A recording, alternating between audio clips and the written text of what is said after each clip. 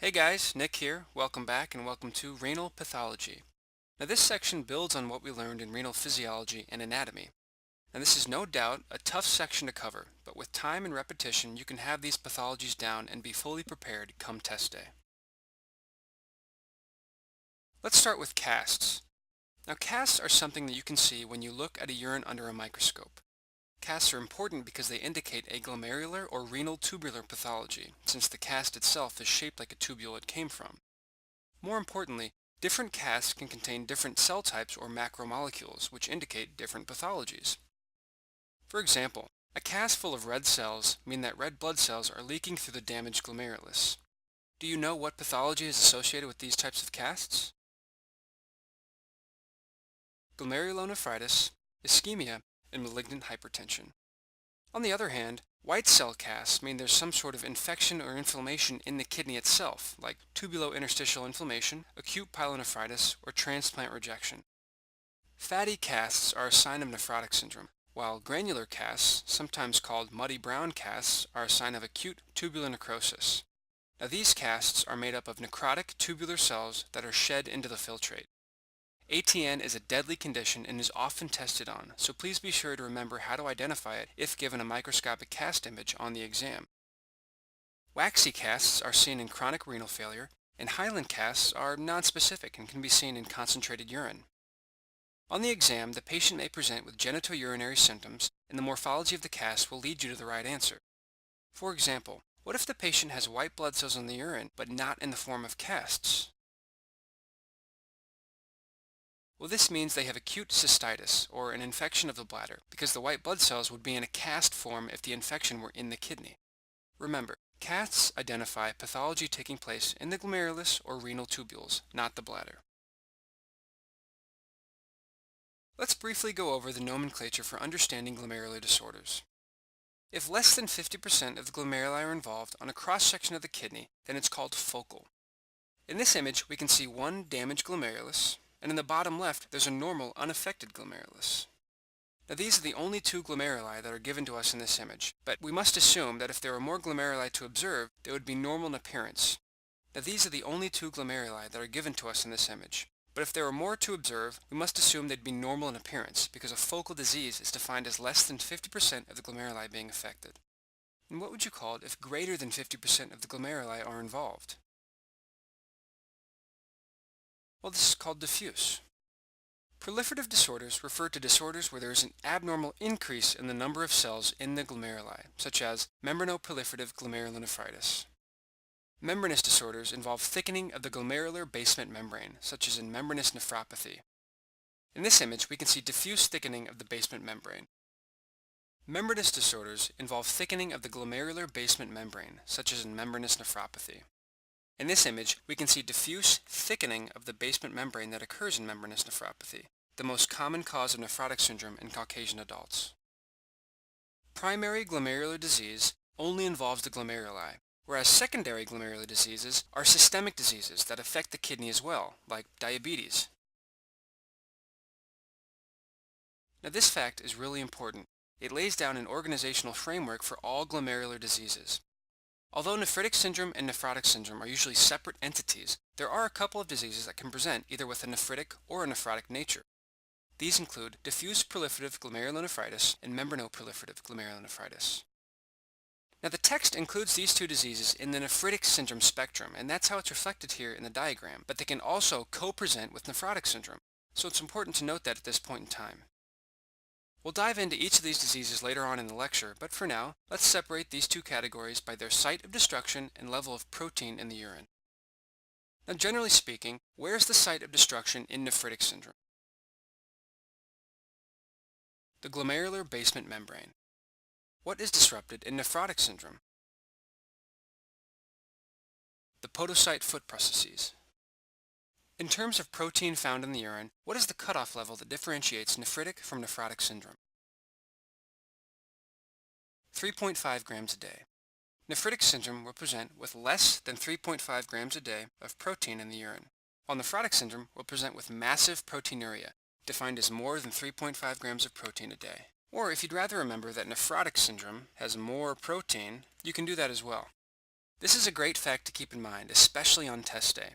When you are given a question dealing with renal pathology, always be sure to recognize a level of proteinuria first. This will narrow your scope of diagnoses in your head before you approach the rest of the question. Now, this diagram is also a good way to help you keep track of which diseases are nephritic and which are nephrotic, so refer back to it when doing your final quick review before your exam. Now, let's check what we know with a flash quiz.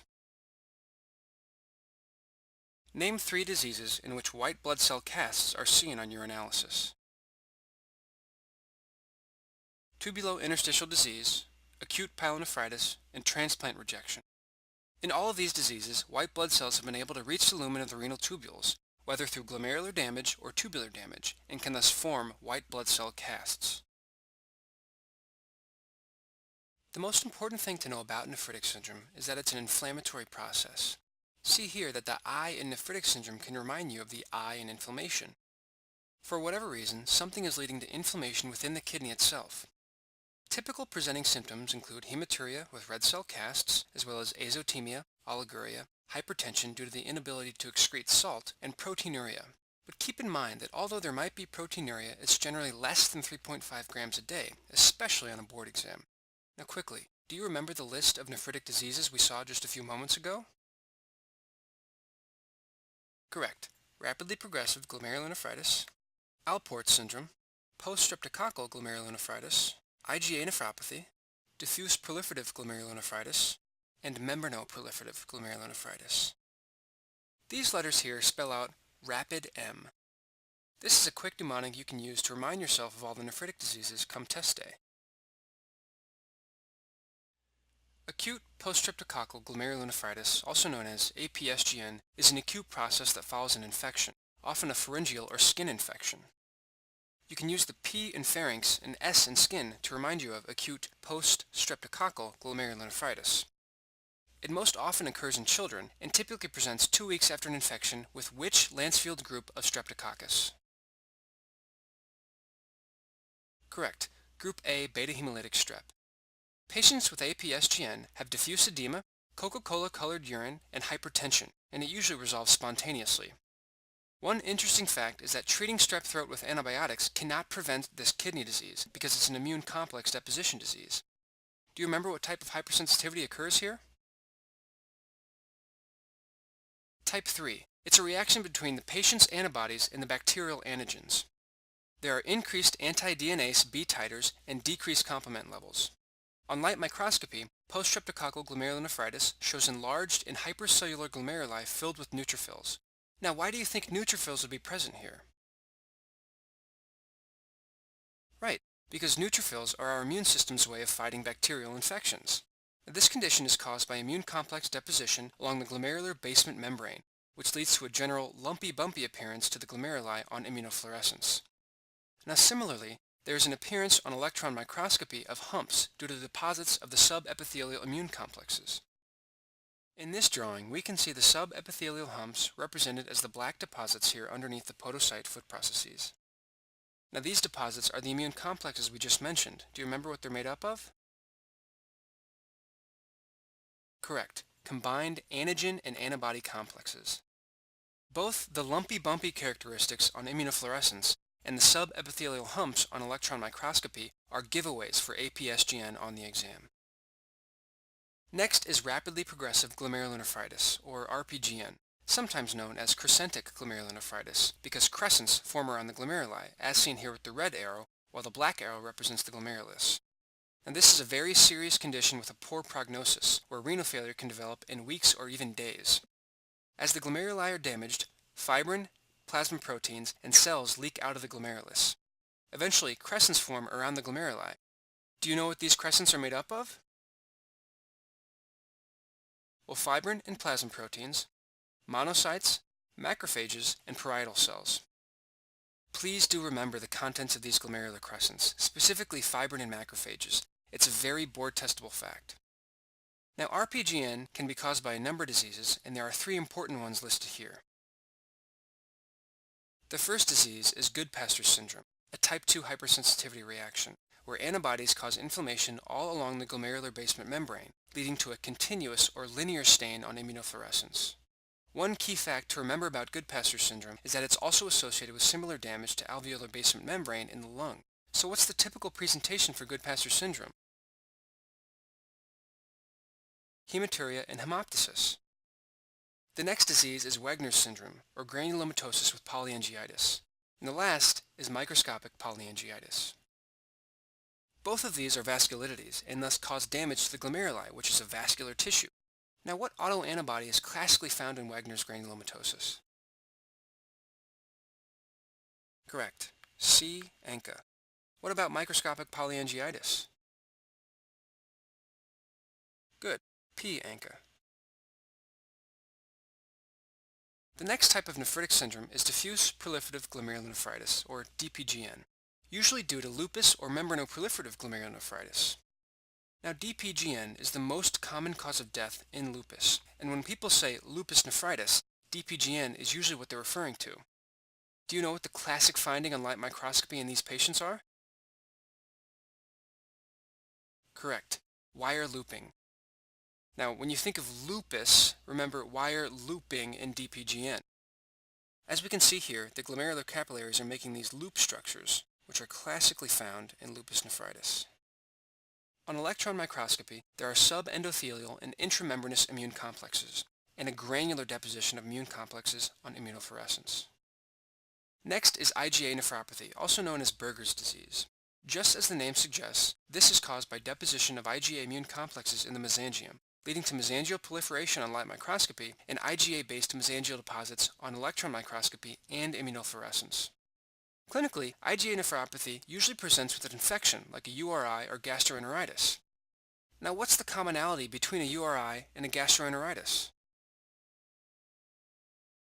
We'll note that both of these infections are infections occurring where IgA is secreted in the respiratory tract and in the gut. So when there's an infection, IgA production increases, and this leads to a flare of IgA nephropathy.